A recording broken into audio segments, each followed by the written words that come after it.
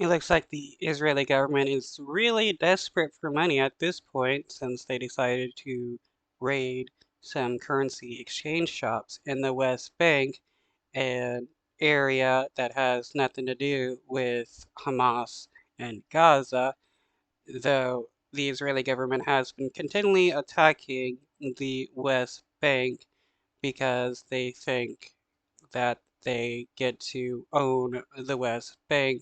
Millions were seized and currency exchange shops were shut down and destroyed. And it's because the Israeli government is extremely desperate for money. The Israeli government cannot fund itself with its own taxes, which is one reason why it has been begging other nations to help fund its war and genocide.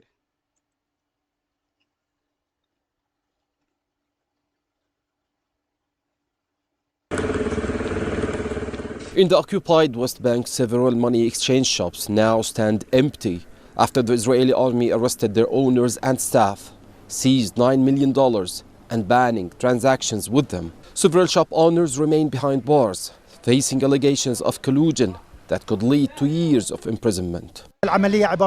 This is piracy, and what happened is completely illegal. These exchange shops are licensed by the Palestinian Monetary Authority, which regularly monitors their activity. The authority oversees all transactions and provides periodic reports detailing every operation that takes place inside these shops. Reports confirming legal transactions were submitted daily to the Palestinian Monetary Authority. However, the Israeli army acted without sharing any details with it. Yeah, this is the actions of a terrorist organization to go into a business and to steal their money and to kidnap the people. This isn't the actions of a democratic nation. Our monetary fund, the Palestinian Authorities monetary fund, usually are dealing with those exchangers, and they have search on them on daily basis, and they have all their records, and they know exactly this money where it's coming from or where it's going to.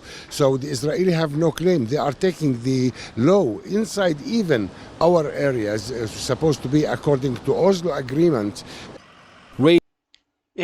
If this was happening on the other foot, where people were going into Israeli businesses, stealing their money and kidnapping their people, the Israeli government would be screaming genocide, anti-Semitism, and whatever else they could scream. But they think because they're God's chosen people that they get to do whatever they want. Raids on exchanges are intense. All equipment is confiscated and the shops remain closed indefinitely. The Israeli army routinely raids gold and currency exchange shops, seizing millions of dollars without warrants or explanation. Yeah, and it's because they're desperate for money because the Israeli government cannot fund itself.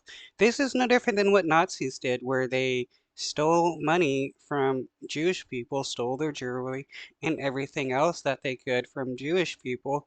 And this is the same thing Zionists are doing. They're stealing as much stuff as they can from Palestinians and acting like they're in the right to do it when they're not. They're no different than Nazis. Leaving the private sector exposed to these campaigns without any clear justification.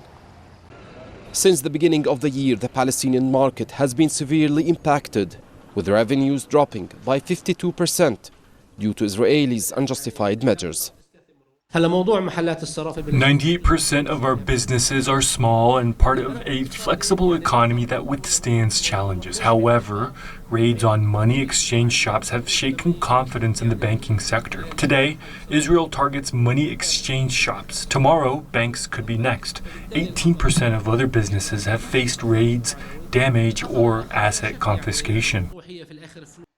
And another reason why they're doing this is because businesses in Israel are failing themselves because so many people are either fleeing Israel, which is, funny because is supposed to be the only safe place for Jewish people, and they're fleeing because it's not safe.